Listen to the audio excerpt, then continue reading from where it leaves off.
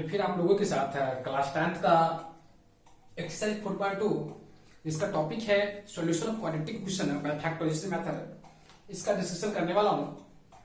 और मैंने पिछले वीडियो में आप लोगों के साथ डिस्कस की कि क्वाड्रेटिक इक्वेशन क्या होती है, और उसके साथ ही हम लोगों ने यह भी डिस्कस किया था कि क्वाड्रेटिक इक्वेशन का मैथमेटिकल स्टेटमेंट से उसको क्वाड्रेटिक इक्वेशन का फॉर्म देना पार्टिकुलरली इनवेरिएबल एक्स से। और उसके बाद हम लोगों ने उसके एग्जांपल्स और एक्सरसाइज का कंप्लीट रूप से डिस्कशन कर लिया था।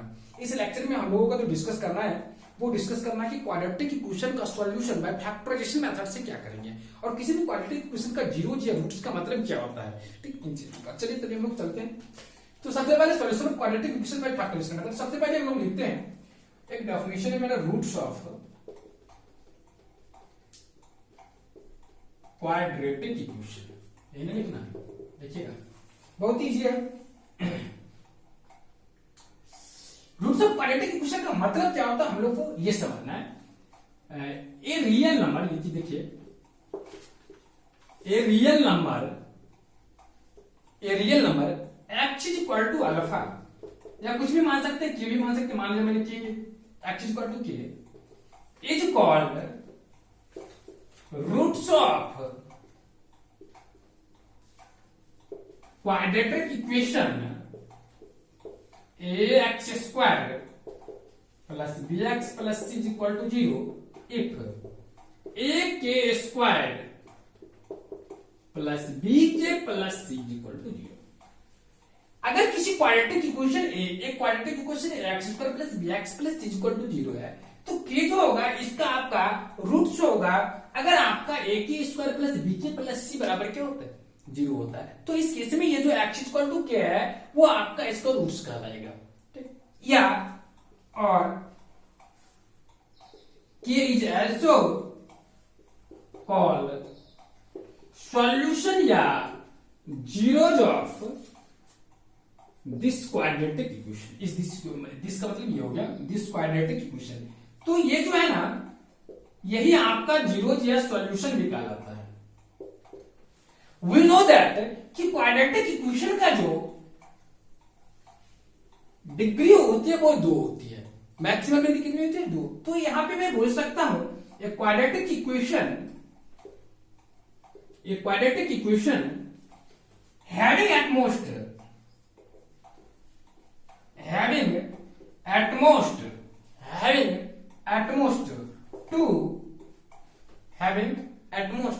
टू। तो यहां पे क्या होता है कि एक क्वाड्रेटिक इक्वेशन को जो भी है एटमोस्ट 2 रूट्स हो सकता है या 2 सॉल्यूशन हो सकते हैं, इसको जीरोज भी बोल सकते हैं। तो यहाँ पे आप लोग को पार्टिकुलरली क्वाड्रेटिक इक्वेशन के केस में उतना रूट्स जीरोज में फर्क मिलती नहीं है।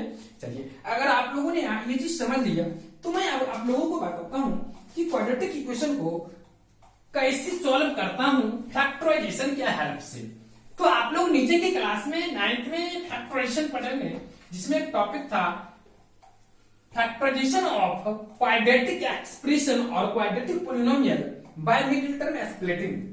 तो मिडिल टर्म स्प्लिटिंग के मेथड से आप लोगों ने सीखेंगे। अगर नहीं सीखे तो आप लोग यहाँ पे ध्यान से देखेंगे, एक बार में आप लोग सीख जाएंगे। देखिए, तो अब मेरा टॉपिक आता है solution of quadratic equation by factorization method. इसी के बगल में मैं लिख देता हूं मिडिल टर्म स्प्लिटिंग मेथड। याद रखेंगे, अभी जो मैं आपको बता रहा हूं, अभी जो मैं आप लोगों के साथ डिस्कस कर रहा हूं, खास करके ये क्वेश्चन जो मैं अभी आपको डिस्कस कर रहा हूं ना, कि वो आपका डेफिनेटली रूप से इस फॉर्म में होगा ax square plus bx plus c बराबर 0।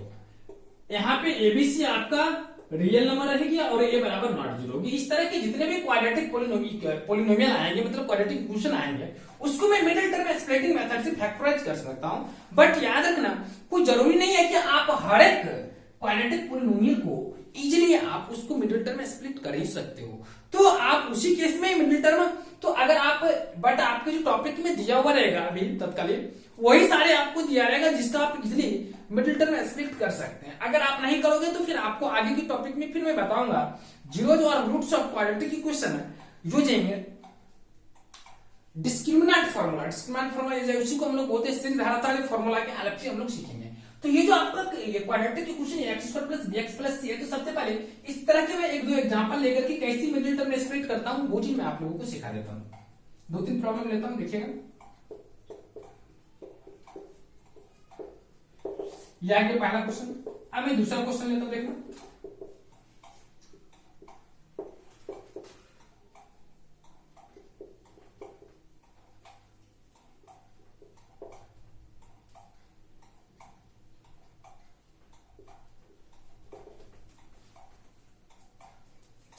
मैंने दो क्वेश्चन ले आ रहा हूं, मैं इसी दो क्वेश्चन के हेल्प से आप लोगों को बताना चाहता हूं। देखिएगा आप लोगों का क्या ये क्वेश्चन है। सबसे पहले मैंडेटरी में स्प्लिटिंग मेथड से जो भी हम लोग फैक्टराइज करते हैं उसका प्रोसीजर क्या है, ध्यान से देखिए। सबसे पहले आप क्या करेंगे, इस कांस्टेंट टर्म को आप आइडेंटिफाई करेंगे। आपका कांस्टेंट टर्म क्या है, विद साइन +5। इस +5 को क्या करेंगे, कोएफिशिएंट ऑफ x स्क्वायर से मल्टीप्लाई कर देंगे। तो पहला स्टेप मैंने क्या बोला कि कोएफिशिएंट कांस्टेंट टर्म को चूज करेंगे with sign into constant term मतलब क्या, कोएफिशिएंट ऑफ x स्क्वायर जो उसमें उससे मल्टीप्लाई कर देंगे। कितना आ गया, विद साइन 10 आ गया, 10 आ गया। अब मैं क्या करूंगा, 10 को इस तरह से स्प्लिट करूंगा, इस तरह से तोड़ूंगा ताकि इसका सब 7 आए और प्रोडक्ट आपका 10 आए। तो मैं इसको एज ए प्रोडक्ट की फॉर्म में कितने तरीके से लिख सकता हूँ, हो सकता है 5 into 2 लिख सकता हूँ, -5 into -2 लिख सकता हूँ, -10 into -1 लिख सकता हूँ, 10 into 1 लिख सकता हूँ। लेकिन इस 4 पेयर ऑफ टर्म्स में से कौन ऐसे टर्म से नंबर्स का पेयर है जिसका सम आपका 7 आ रहा है, तो आप देखोगे कि ओनली और ओनली ये है। इसका मतलब अगर ये 5 into 2 में मैं इसको 5 into 2 को अगर मैं 5x + 2x लिख दूं, इसको इस 5 into 2 के जगह पे क्या करेंगे, इसके बाद इस 5 और 2 को लेकर के 5x + 2x के फॉर्म में ऐसे लिख दूंगा और इस 7x को मैं इससे रिप्लेस कर दूंगा। That implies that 2x² + 5x + 2x + 5 = 0। इस दोनों में मैं क्या करूंगा, x कॉमन लूंगा तो मुझे क्या मिलेगी, 2x + 5 + 1 अगर मैं कॉमन ले तो क्या बचेगी, 2x + 5 = 0। इस दोनों टर्म में मुझे क्या कॉमन आ रही है, 2x + 5, तो क्या बच रहा है, x + 1 = 0। तो ये जो मेरा हो गया ना, ये मैंडेटरी स्प्लिटिंग मेथड से इसको सॉल्व करना हो गया। अब क्या है कि अगर दो टर्म्स का प्रोडक्ट 0 है तो either first term will be 0, सो या तो आपका 2x + 5 = 0 होगी या x + 1 = 0 होगा। अगर आपका 2x + 5 = 0 होती है तो अगर 2x + 5 = 0 होती तो यहां से x = -5/2 होगी। अगर आपका x + 1 = 0 होती है तो x + 1 = अगर मैं 0 ले तो x = आपका -1 हो जाएगी।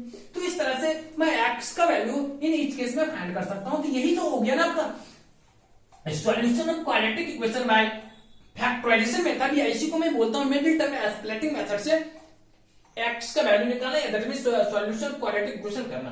फिर मैं एक नेक्स्ट एग्जांपल लेता हूं, एक नेगेटिव वाला भी मैंने आप लोगों के साथ एग्जांपल लिया। चलिए इसको बना लिया आप लोग। अब मैं इसको मिटा लेता हूं। देखिएगा क्वेश्चन नंबर 2 जो मैंने आप लोगों के साथ शेयर किया उसका दिखाता हूं।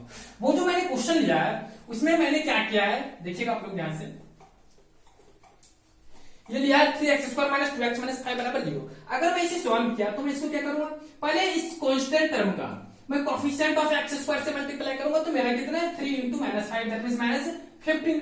अब इस -15 को as a product of two terms और टू नंबर्स के फॉर्म में एक्सप्रेस करना है such that their sum will be -2। तो इसको मैं लिख सकता हूं 3 × -5, या आप और भी कुछ सोच सकते हो, -5 × -3 भी सोच सकते हो। आप ऐसा भी सोच सकते हो, -15 × 1 सोच सकते हो। आप ऐसा भी सोच सकते हो कि -1 × 15 भी सोच सकते हो। तो इसमें से कौन ऐसा पेयर ऑफ टर्म्स है जिसका सम आपका -2 आ रही है। तो आप अगर गौर करेंगे तो 3 और -5 आ रहा है, तो 3 में x लगा देंगे और 5 में भी x लगा देंगे और बीच में माइनस का साइन लगा देंगे। यहाँ पर माइनस है, वहां पे प्लस था, दोनों प्लस था, प्लस लगा दिया। यहाँ पे माइनस तो माइनस लगा दिया। अब क्या करेंगे, 3x² और इसके जगह पे मैं लिख दूंगा 3x - 5x - 5 = 0। इसको मैं दो पार्ट में बांट लूंगा। इस दोनों टर्म में मुझे क्या कॉमन आ रही है, 3x कॉमन आ रही है, तो क्या बचा x + 1। इस दोनों में क्या कॉमन आ रही है, -5, तो बच रहा है क्या, x + 1 = 0। अब देखिए फिर इस दोनों टर्म्स में मुझे क्या कॉमन आ रही है, x + 1, तो क्या बच रहा है 3x - 5 = 0। तो इस केस में मैं x + 1 = 0 आया। सो यहाँ पे क्या हुआ, x + 1 = 0 और 3x - 5 = 0। तो इसे लिख सकता हूँ, सो x + 1 = 0 और 3x - 5 = 0। अगर x + 1 = 0 हुआ तो यहाँ से x = -1, और अगर ये 3x - 5 = 0 हुआ तो x = क्या आएगा, 5/3। तो इस तरह से हम लोगों ने क्या किया, x का वैल्यू यहाँ पे फाइंड कर दिया। तो यही प्रोसीजर है मुझे जीरोस को निकालने का या रूट्स का फाइंड करने का क्वाड्रेटिक इक्वेशन का। चलिए अब जो है हम लोग क्या करेंगे, यहाँ पे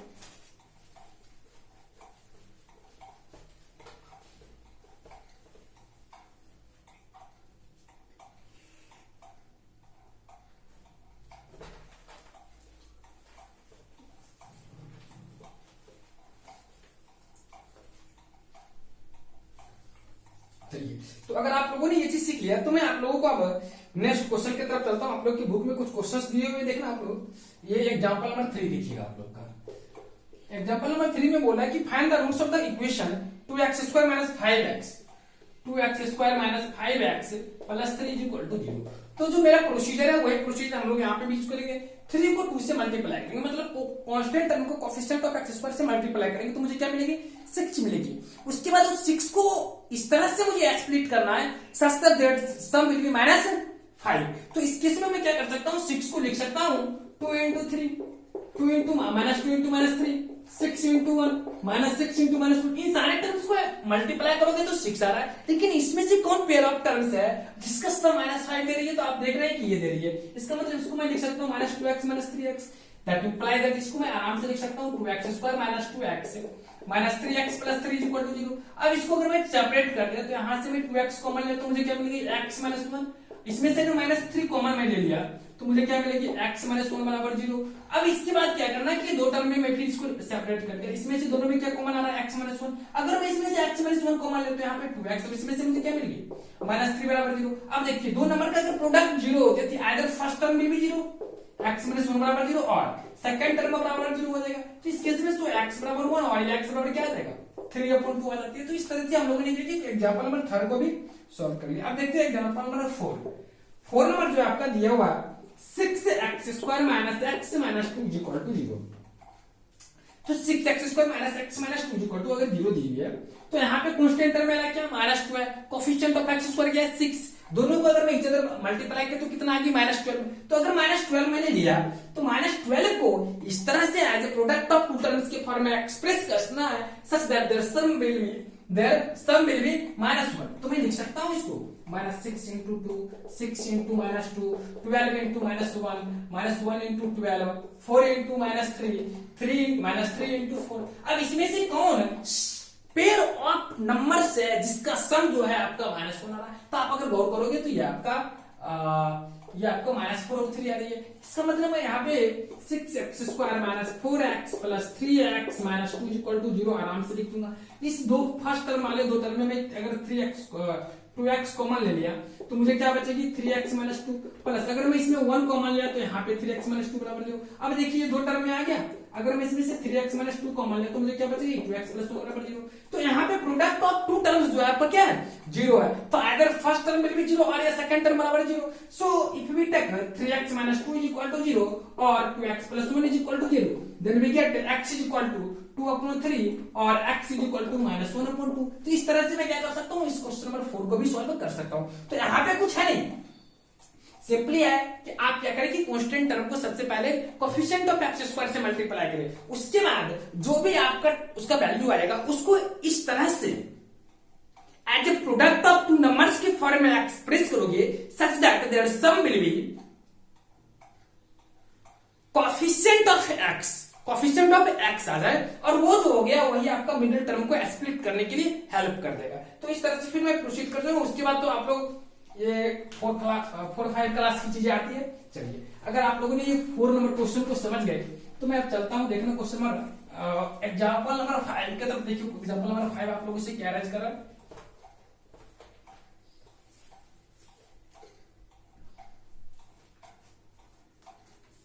देखिए एग्जाम्पल नंबर 5 थोड़ा सा एक स्क्वायर रूट वाला हो सकता है, आप लोग इसमें आप लोग ज्यादा डरते हैं, बहुत सारे बच्चे डरते देखिए एग्जाम्पल नंबर 5, लेकिन बट बहुत इजी है। मैं आप लोग को बताता हूँ इंस्ट्रक्शंस पे आप लोग केवल गौर करेंगे, बिल्कुल पैसेंस के साथ देखिएगा तो मैं आराम से आप लोग इसको कवर कर दोगे। +2 और 0 यही ना है। देखिए इसको कैसे बनाते हैं, ये आपका क्वाड्रेटिक क्वेश्चन दे दिया।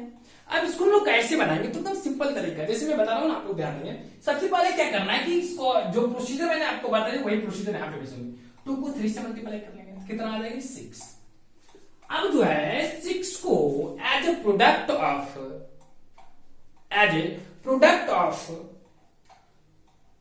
टर्म्स के फॉर्म मतलब as a product of two terms के फॉर्म में या पेयर ऑफ टर्म्स के फॉर्म में एक्सप्रेस करना है such that their sum will be -2√6। Sum क्या होना चाहिए -2√6 आना चाहिए, है ना। चलिए अब अगर मैं यहां पे ये बात करता हूं तो देखिए 6 को प्रोडक्ट के रूप में लिखना है। सबसे बड़ी बात यह है कि -2√6 आ गया, ऐड करने पे आएगा ना, याद रखना, ध्यान से देखिए आप लोग, ऐड करने पे आया, क्या करने पे आया, ऐड करने पर। और दो ही टर्म है, क्या है दो ही टर्म है और ऐड करने पर मुझे आया -2√6। अगर ऐड करने पर -2√6 आया तो सवाल ये उठता है कि यहां पर अगर मान लिया कि कोई रेशनल नंबर ले लिए, तो यहां पे अगर इरेशनल आता है तो कभी तो आपका -2√6 आ ही नहीं सकता है। आ सकता है, जीरो वगैरह आ जाएगा तो फिर उसका प्रोडक्ट ही जीरो हो जाएगा ना। तो इसलिए तो यहां पे तो रेशनल इरेशनल आने की कोई सवाल ही नहीं आ रहा है। अगर मैं रेशनल लिया तो भी सवाल नहीं आता, क्योंकि दोनों दो रेशनल नंबर का सम कभी -2√6 नहीं आ सकता। तो क्लियर है कि वो डेफिनेटली रूप से इरेशनल होगा, और अगर इरेशनल भी होगा तो ऐसा इरेशनल होगा दोनों लाइक टर्म्स होगा। लाइक टर्म्स का मतलब हुआ कि दोनों में √6 प्रेजेंट होगा। इतना तो मुझे पहले ही क्लियर हो गया कि इस दोनों टर्म, जो भी टर्म आएगा, एक और टर्म आएगा, दोनों में √6 का प्रेजेंस होना नेसेसरी हो गया। अगर ये चीज नेसेसरी हो गई तो अब नेक्स्ट स्टेप क्या आता है? अब देखिए तो कहानी तो अब यहीं पे बन जाएगी ना इसकी। इस दोनों का सम जो है, इस दोनों नंबर का सम जो है आपका -2√6 आ रहा है, और उसके बाद दोनों का प्रोडक्ट आपका 6 आ रही है। एक बात मैं अगर छोड़ू, अगर मैं यहाँ पे 1 मान लिया एक मिनट के लिए, तो दोनों का प्रोडक्ट 6 आ रही है, लेकिन दोनों का सम आ रही है 2√6, क्योंकि √6 + √6 2√6 आ रही है। लेकिन टेंशन नहीं, -2√6। अच्छा, अगर मैं दोनों में माइनस लगा दूं तो क्या होगा? तो यहाँ पे दोनों का प्रोडक्ट तो +6 ही आ रही है, लेकिन दोनों का सम क्या हो रही है? -2√6 पूरा ही है। तो यही चीज आपको सोचना पड़ेगा। तो दोनों को अगर मैं ऐड कर दिया तो यहाँ पे क्या मिलेगी? -2√6 तो आ गया। तो इस दोनों में अब हम लोग क्या करेंगे? एक्स लगा देंगे। तो सिंपली मैं क्या कहूंगा इसको? 3x² -√6x -√6x + 2 बराबर 0। अब यहां पर आने के बाद भी बच्चे फंसते, यहां पे आने के बाद भी बच्चे फंसते। क्या फंसते हैं तो देखना है। सबसे पहले इस दोनों टर्म में मैं कॉमन लूंगा, इसमें दोनों में कॉमन लूंगा। तो अगर मैं इस दोनों टर्म में कॉमन लेने को चला तो सबसे पहले ये 3x² ये √6x है। अगर इस दोनों में एक तो x कॉमन है, लेकिन यहाँ पे 3 है और यहाँ पे √6 है, चाहे इस दोनों में भी कोई चीज टर्म कॉमन आ रही है तो आप 3 को √3 × √3 लिख सकते हो, और √3 × √3 अगर लिखते हो तो एक √3 इसमें से कॉमन ले लेंगे x के साथ, तो यहाँ पे क्या बचेंगे? √3 × x, और यहाँ पे तो आपका √2 रहना अनिवार्य हो जाएगी। फिर अगर इस दोनों में से अगर आप लेते हो √2 कॉमन, तो आपका √3x तो ये आएगी, और -√2 आना भी आपका अनिवार्य। अब ये दो टर्म्स आ गई, दोनों टर्म्स में मेरा क्या कॉमन आता है? √3x -√2 बच क्या रहा है? √3x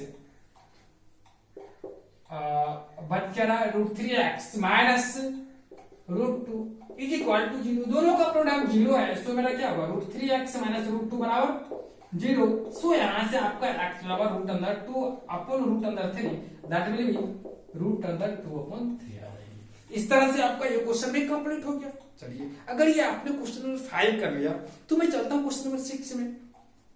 6 नंबर में आपसे पूछ रहा है find the dimensions of the prayer hall discussed in section 4.1। अच्छा, आप लोग के सेक्शन 4.1 में कोई प्रॉब्लम होगा, उसमें कोई प्रॉब्लम को मतलब डिस्कस किया गया, उसके बारे में बोला क्या? उसका कह रहा है कि डायमेंशन निकालने के लिए। तो मुझे नहीं मालूम है कहां पे यह है, क्योंकि मैं केवल क्वेश्चन लिखा हूं, लेकिन इतना याद है कि इसका एक्सपेंशन जो आया था, मतलब क्वाड्रेटिक इक्वेशन का फॉर्म, वो आपका कुछ इस तरह से आया था। मैं दिख रहा हूं, एक मिनट देखिएगा आप लोग, इसको पहले मिटा लेता हूं।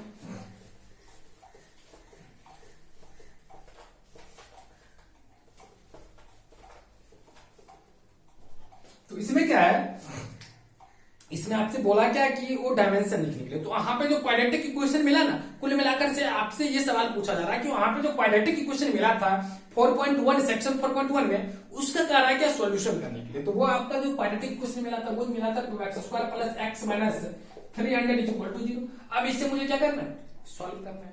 तो सॉल्व करेंगे तो सबसे पहले 2 को क्या करेंगे? 300 से मल्टीप्लाई करेंगे तो कितना आ रहा है?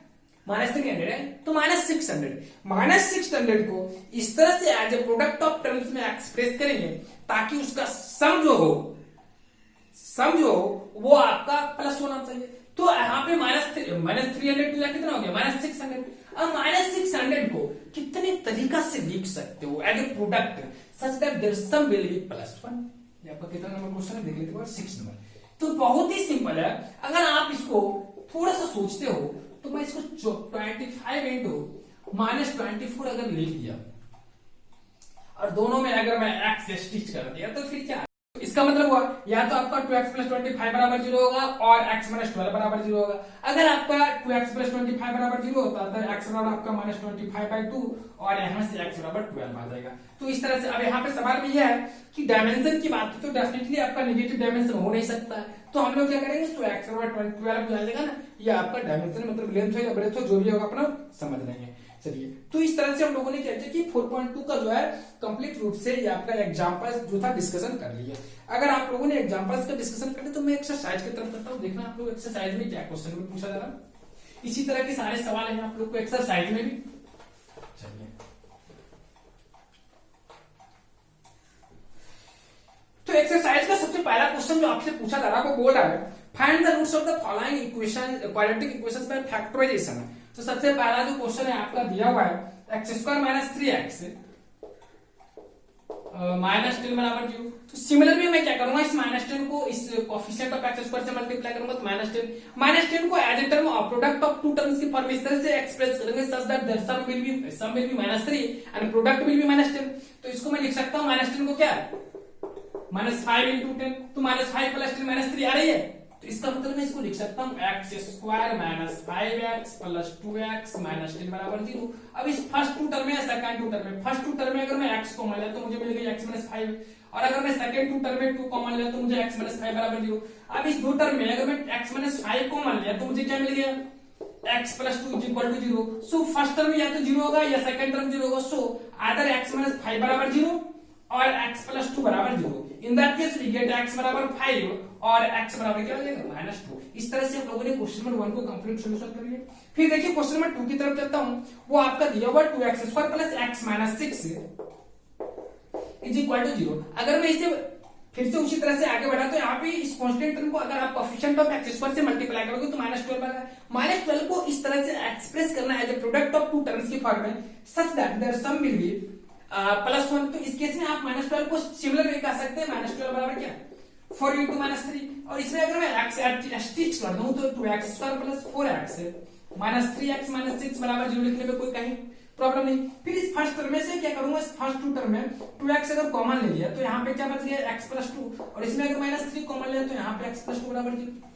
फिर मैं क्या करूंगा, इस फर्स्ट टू टर्म्स में मैं क्या करूंगा कि यहाँ पर इस दोनों में से x प्लस 2 कॉमन लिया, अगर मैं x प्लस 2 कॉमन ले लिया तो मुझे क्या बचेगी 2x माइनस 3 बराबर 0। सो या तो आपका x प्लस 2 बराबर 0 होगा और 2x minus 3 is equal to 0 होगा। सो फर्स्ट कंडीशन से x बराबर माइनस 2 और सेकंड कंडीशन से x बराबर 3 इनटू 2। इस तरह से हम लोगों ने क्या किया, ये जो क्वाड्रेटिक इक्वेशन है ये आपका क्वेश्चन नंबर 2, इसे भी मैंने 1 का 2 भी कंप्लीट रूप से सॉल्व कर लिया। चलिए, अगर आपने 1 का 2 समझ गए तो मैं 1 का 3 की तरफ चलता हूं, देखना 1 का 3 में क्या आप लोगों से पूछा जा रहा है।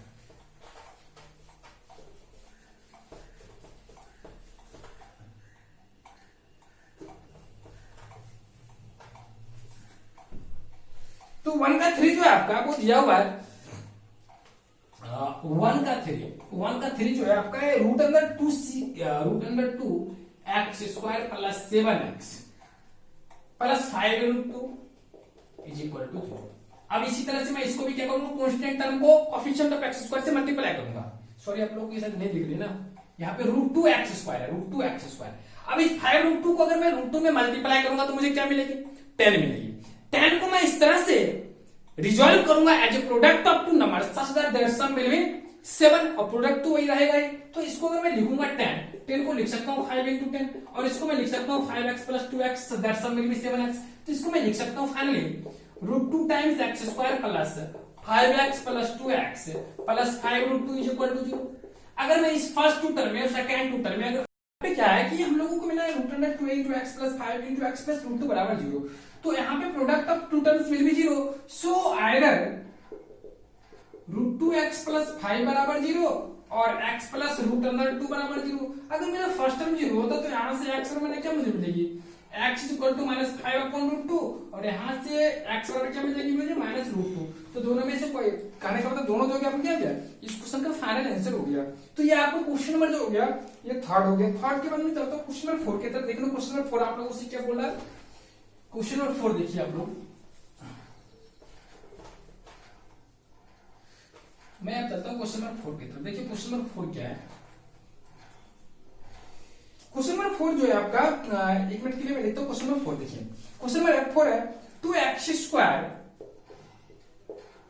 Minus x minus half minus 1/8 बराबर 0। इसको कहता है कि मिडिल टर्म स्प्लिट करके x का वैल्यू निकालो। चलिए तो सबसे पहले मेरा टारगेट क्या रहना चाहिए कि अगर ये फ्रैक्शन टाइप का, तो मुझे कोशिश करनी चाहिए कि इसे सिंपलेस्ट फॉर्म में लाने के लिए इसको मैं क्या करूंगा, एलसीएम ले लूंगा। अगर एलसीएम ले लूंगा तो क्या हो जाएगा, 2x² मींस ये इसका आ जाएगा 16x² minus 8x minus 8 divided by 8 is equal to 0। ये उधर चले जाएगी तो डिवीजन मल्टीप्लिकेशन हो जाएगी तो 0 हो जाएगी। सो 16x² माइनस 8x माइनस 8 बराबर क्या हो जाएगी 0। अब देखिए 16 इंटू माइनस 8 क्या हो जाएगा 128 माइनस 128 को किस तरह से as a product of two terms हम लोग एक्सप्रेस करेंगे ताकि इसका सम जो होगा वो आपका क्या देगा -8 होगा। तो मैं इसको अगर लिख दूं 16 इंटू माइनस 8 तो सॉरी -16 इंटू 8 तो दोनों का सम -8 होता है और प्रोडक्ट भी -128 होता है। तो इसको मैं लिख सकता हूँ 16x² minus 16x plus 8x minus 8 बराबर 0।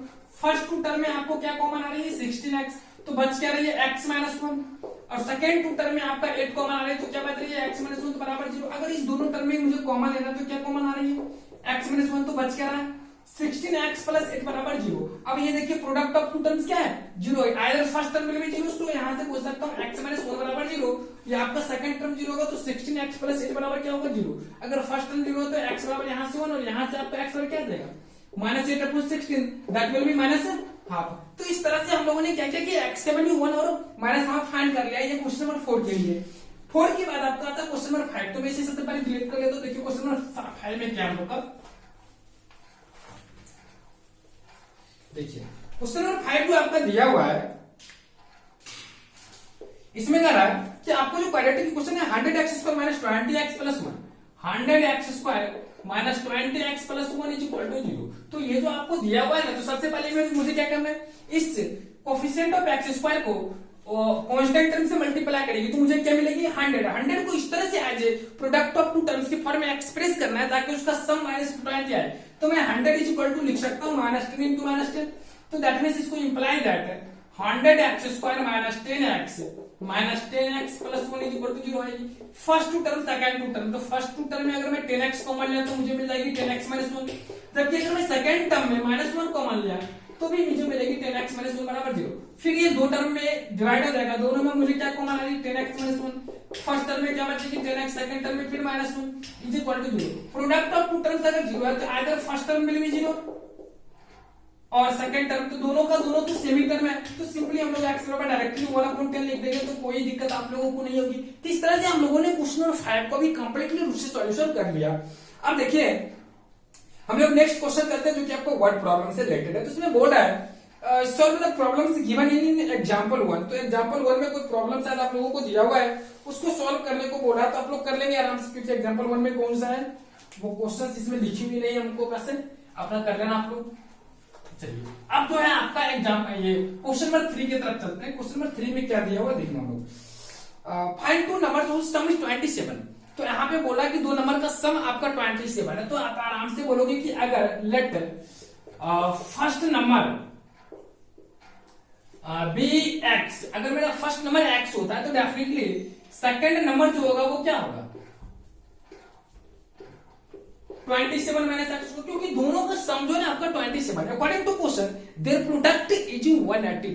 तो अकॉर्डिंग टू क्वेश्चन मेरा क्या हो गया x into 27 minus x is equal to 182।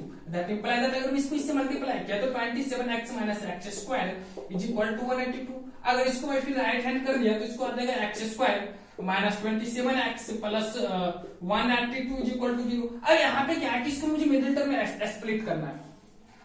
तो अगर मैं मिडिल टर्म स्प्लिट करता हूं तो इसको अगर आप इसको सबसे पहले क्या करेंगे 182 को कोफिशिएंट ऑफ एक्स स्क्वायर से मल्टीप्लाई करेंगे तो 182 आएगा। 182 को क्या करेंगे एज ए टर्म ऑफ इस तरह से एक्सप्रेस करेंगे ताकि सम आपका -27 हो, प्रोडक्ट आपको 182। इसको लिख सकते हैं -14 इंटू -13। अगर दोनों को सम करेंगे तो -27 आएगा और दोनों को प्रोडक्ट करके देखेंगे तो 182 आता है। तो इसका मतलब ये हुआ इसको मैं लिख सकता हूँ x square minus 14x -13x + 182 is equal to 0। अब देखिए first two term second two term, first two term में मुझे x को मान आ रही है तो मुझे क्या मिल गया x - 14, और सेकंड टू टर्म में मेरा -13 को मान आ रही है तो बच गया x - 14 इज इक्वल टू 0। अब फिर देखिए यहाँ पे दो टर्म बचा, दोनों में से कुछ कॉमन आ रही है, वो आ रही है x - 14। अगर मैंने x - 14 कॉमन लिया तो मुझे बच गया x - 13 बराबर 0। सो यहाँ से अगर प्रोडक्ट ऑफ टू नंबर आपका 0 तो either x - 14 is equal to 0 और x - 13 इज इक्वल टू 0। तो यहाँ से मैं बोल सकता हूँ सो x - 14 इज इक्वल टू 0 और x - 13 इज इक्वल टू 0। अगर इस तरह से तो सो यहाँ से x बराबर क्या होगा 14 और 13 आ जाएगी, तो दोनों में से जो भी आप मानोगे तो आपका आंसर आ जाएगी। चलिए तो इस तरह से हम लोगों ने यहाँ पर बोला क्या था, फाइंड टू नंबर्स, तो दोनों नंबर तो आपका निकल ही गया 14 और 13। अगर आप पहला नंबर को 40 लेंगे तो दूसरा नंबर आपका 13 होगा, अगर पहला नंबर को आप 30 लेंगे तो दूसरा नंबर आपका 14 होगा। इस तरह से हम लोगों ने क्वेश्चन नंबर 3 को कंप्लीटली रूप से सॉल्व कर दिया। अगर 3 नंबर आप लोगों ने समझ लिया तो मैं चलता हूँ क्वेश्चन नंबर 4 की तरफ। देखिए क्वेश्चन नंबर 4 में आप लोगों से क्या पूछ रहा है। 4 में कह रहा है कि find two consecutive positive integers whose sum positive integers sum of whose square is 365। तो यहाँ पे बोला कि दो कंटिन्यू नंबर लेना है, कंस्टिट्यूटिव नंबर लेना है जिसका स्क्वायर का सम जो है ना वो आपका 365 है। तो क्वेश्चन नंबर 4 लेते हैं। Let first number positive integer be x, तो इसका मतलब सेकंड या नेक्स्ट जो पॉजिटिव इंटीजर होगी वो क्या होगी x + 1। अकॉर्डिंग टू क्वेश्चन जो बोल रहा है ये फर्स्ट नंबर का स्क्वायर और सेकंड नंबर का स्क्वायर का जो सम है आपका 365 है। दैट इंप्लाइज दैट अगर मैं इसको ब्रेक किया तो यहाँ से x² + 2x + 1 is equal to 365।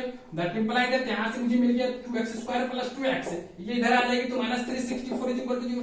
After dividing on both side by 2 we get x² + x -182 is equal to क्या होगा 0। फिर इसको आप उसी तरह से, तो मैंने वहां पे जो लिखा था वही चीज आपको यहाँ मिल गया x² + 14x -13x, केवल यहाँ पे एक पॉजिटिव नेगेटिव ले लिया और शेष चीज उससे नहीं था। तो यहाँ से दोनों टर्म में क्या कॉमन है x कॉमन है, x अगर मैंने कॉमन लिया तो x + 14 और यहाँ से अगर -13 कॉमन लिया तो x + 14 इक्वल टू 0। यहाँ पे बात आती है तो दोनों में अगर क्या कॉमन आ रही है x + 14, अगर मैंने x + 14 कॉमन लिया तो मेरा नेक्स्ट टर्म क्या बचेगा x - 13 इक्वल टू 0। अगर मैं यहाँ पे प्रोडक्ट ऑफ टू टर्म्स 0 है तो या तो आपका यहाँ से क्या that implies that x + 14 is equal to 0 और x - 13 इज इक्वल टू 0। अगर मैं x + 14 इज इक्वल टू 0 लेता हूँ तो x बराबर क्या होगा -14 और x बराबर क्या होगा 13, जो कि आपका बोल दिया क्वेश्चन में कि आपका जो है वो पॉजिटिव इंटीजर लेना तो -14 पॉसिबल नहीं है। सो आपका x बराबर क्या होगा 13। तो पहला नंबर आपका क्या होगा 13 और सेकंड नंबर पूछता है तो हम लोग बोल सकते हैं फर्स्ट नंबर जो होगा आपका क्या आ गया 13 और सेकंड नंबर जो आएगा वो आपका क्या आ जाएगा 14, क्योंकि 13 + 1 क्या आ जाएगा 14 हो जाएगा। तो इस तरह से हम लोगों ने क्या किया क्वेश्चन नंबर ये जो आपका था 4 नंबर, ये 4 नंबर भी कंप्लीट कर दिया। चलिए अगर हम लोगों ने 4 नंबर कर लिया तो हम लोग 5 नंबर की तरफ चलते हैं। देखिए क्वेश्चन नंबर 5 हम लोग इससे क्या पूछा जा रहा है।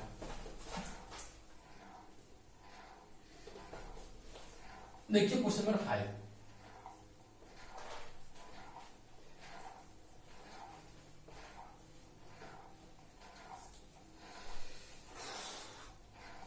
नंबर में कहता है the altitude of right angle triangle is 7 centimetre less than it's base. तो एक राइट एंगल ट्रायंगल बना लेते हैं।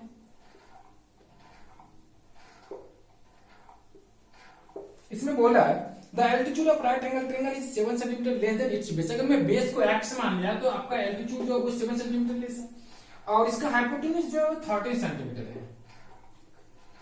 Find the other two side, तो अदर टू साइड्स को फाइंड करने के लिए बोला है। तो अगर मैं क्वेश्चन में आपका आ गया 5 let length of base is equal to आपका x। तो यहाँ पे एल्टीट्यूड कितना हो जाएगा altitude of base equal to क्या आ जाएगा x - 7 याद रखिए। अकॉर्डिंग टू क्वेश्चन ये हाइपोटेन्यूज आपको 13 दिया हुआ तो यहाँ से आपका एक राइट एंगल ट्रायंगल है तो यहाँ पे लिख सकते हैं since triangle ABC is a right angle triangle so in triangle ABC मैं बोल सकता हूं कि AC का जो स्क्वायर होगा वो आपका AB का स्क्वायर प्लस BC के स्क्वायर के बराबर होगा।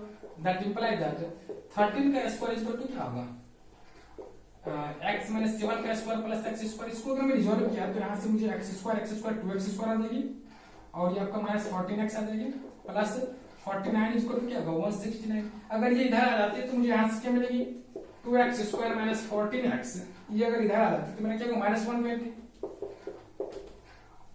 इज इक्वल टू 0, कितना आ गया 120 आ गया। फिर इसके बाद अगर मैं इस 2 से डिवाइड किया तो x square minus 7x minus 60 is equal to 0।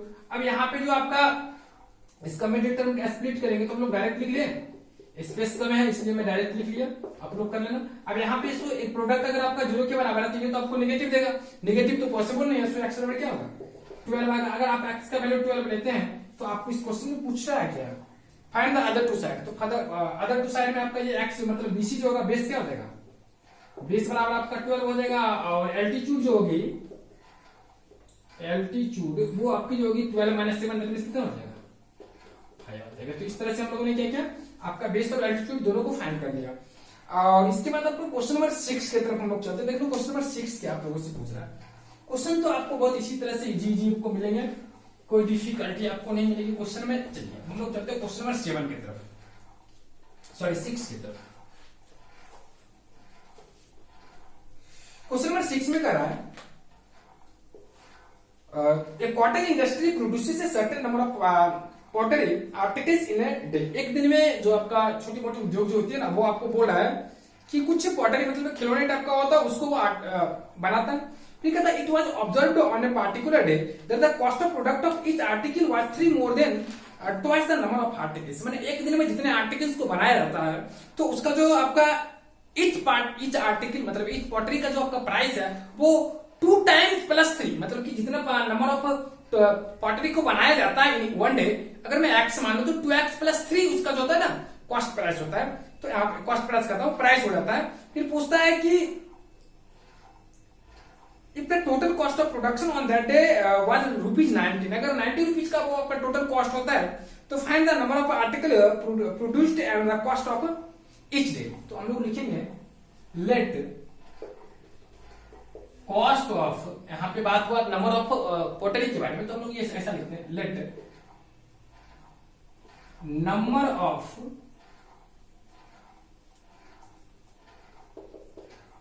Pottery produced in one day is equal to x. एक दिन में मान लिया कि मैंने वो एक्स पोटरी को वो बनाता है तो यहां पे बोल सकता हूं कॉस्ट ऑफ पोटरी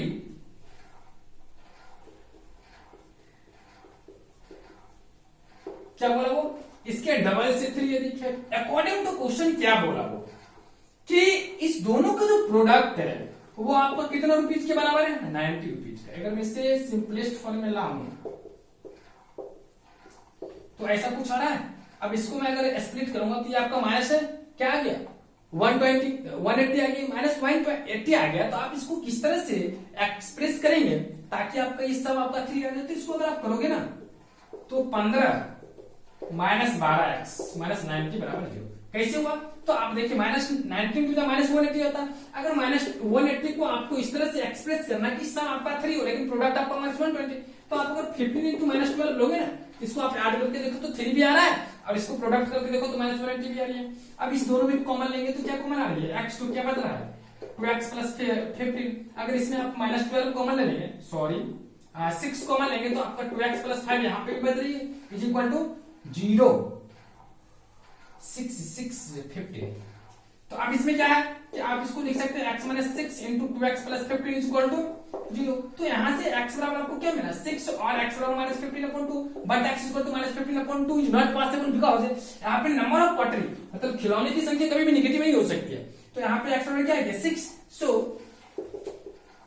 x बराबर 6 आ गया। अब x बराबर 6 तो क्या तो क्वेश्चन में पूछ क्या था find the number of articles. तो नंबर ऑफ आर्टिकल्स कितना हो गया so number of articles is equal to 6 और ये भी पूछ रहा था the cost of each day मतलब उसका जो ये आपका आर्टिकल्स है ना उसका ईच डे कितना कॉस्ट होता है। तो हम लोग लिख सकते हैं and cost of each articles is equal to मेरी क्या आ जाएगी 2 into 6 plus 3, 2 into 6 plus 3 is equal to 6 to the 12 plus 3, that means 15. तो ये 15 रुपया जो हो गया ना, each आर्टिकल्स का जो हो गया वो आपका प्राइस आ गया। तो इस तरह से हम लोगों ने इस क्वेश्चन को भी कंप्लीट रूप से समझ गए। चलिए, तो इस तरह से आपका एग्जांपल नंबर एक्सरसाइज 6 तक जितने भी क्वेश्चन थे हम लोगों ने डिस्कस कर लिया। अब हम लोग चलते हैं नेक्स्ट क्वेश्चन की तरफ। देखना हम लोग का नेक्स्ट क्वेश्चन जो है आपका नेक्स्ट टॉपिक की तरफ हम लोग चलेंगे। नेक्स्ट टॉपिक आप लोगों को जो दिया हुआ है वो क्या है, देखते हैं हम लोग। सबसे पहले इसको मिटा लेते हैं। देखिए,